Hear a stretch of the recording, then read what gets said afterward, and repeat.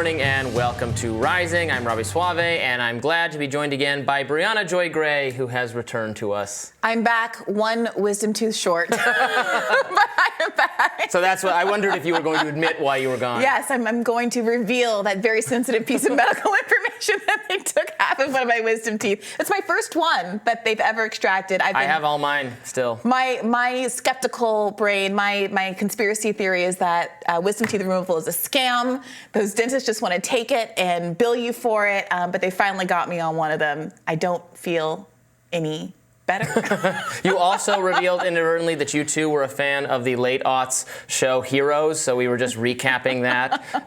A great show that quickly collapsed into totally incoherent storytelling. Yes, much like this. No, we were joking about how it speaks to the value of writers, generally speaking. Yes, you need to have writing staff. I'm going to have him on the strikers picket line out in California any day now. Any day now. All right, what are we talking about? All right, well, Robby, the White House is reportedly extremely upset with the New York Times over the publication's coverage of President Biden's age and mental acuity.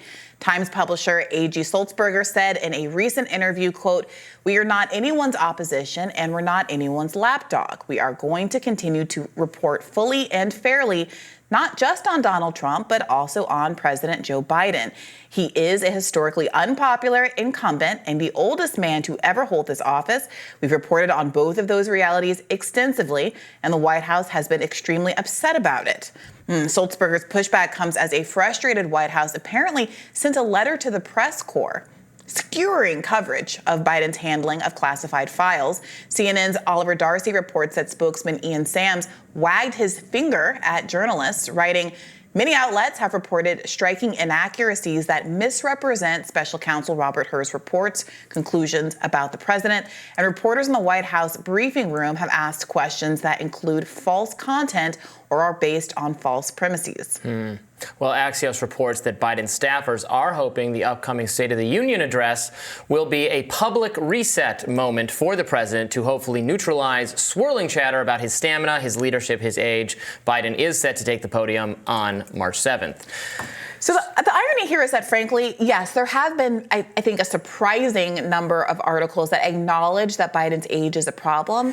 Yeah, the floodgates have broken. But that is after literally years of denying that there was anything to see here at all. So to now be complaining about the fact that the New York Times is finally doing its job in this limited respect really demonstrates how much fealty the White House expects from the liberal papers of record. Absolutely. They expect, I think they specifically expected from Ezra Klein, center-left, progressive, intellectual writer for the New York Times, who is one of the, I think, better known, well-read, especially in elite circles, kind of hype man for Obama and now for Biden. And he writing a still very kind to Biden, still very showering him with praise, but frankly, probing the question of age to a much greater extent than clearly the Biden White House is comfortable with. I think it's that kind of thing happening that has them so alarmed. And I listened to the whole Ezra Klein thing on this, and he's, just again pointing out what everyone has already noticed, what 2/3 of Americans, including most Democrats, already intuitively feel, which is that this guy's very old, and he's showing it increasingly in public appearances. So it will be interesting to see if the State of the Union does supply any kind of reset to that idea. In past State of the Unions, I think he has performed pretty well. I think even you liked the amount of reassurance he gave on some kind of like key labor points or not cutting entitlements, where he kind of made the Republicans admit that they were too afraid to touch those. Of course, it's not. It's just a speech. He reads it. He doesn't have to do any kind of impromptu line delivery or cognitive thinking. It's not adversarial whatsoever. It's a room of people cheering for him every 5 words. Yeah. So I don't know that it's the most rigorous test or will put people at ease. Yeah, I mean, look, we're certainly going to get a news cycle from a largely flattering liberal media that says he has reassured the public. He demonstrated his ability to lead, when, to your point, all he will have done is demonstrated his ability to read. But they'll get a little bit of a news cycle hype out of it. But the problem is these concerns have been extant since the beginning of his 2020 campaign. The only thing that's new here is that media has finally been forced to acknowledge this reality. and forced is maybe not even the right word. I mean, maybe frankly it is because it's a slow news day that they've decided to finally break the dam, and not out of any kind of matter of principle.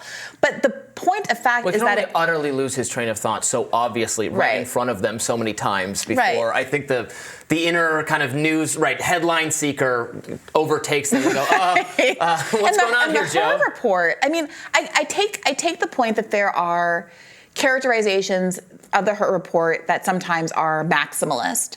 I get that. But at the end of the day, you have, whether it's politically motivated or not, now the president basically being absolved of accusations of a not unserious crime precisely because he seems to be too forgetful to have accountability in this context. And by the way, we don't need that report to confirm what our eyes have been telling us again for years. And the fact you brought up the Ezra Klein piece specifically, he was so kind and gentle to Biden as he was making this case. He's a great president. He's a great guy. He should finish strong. Like, this is not a hit piece by any stretch of the imagination.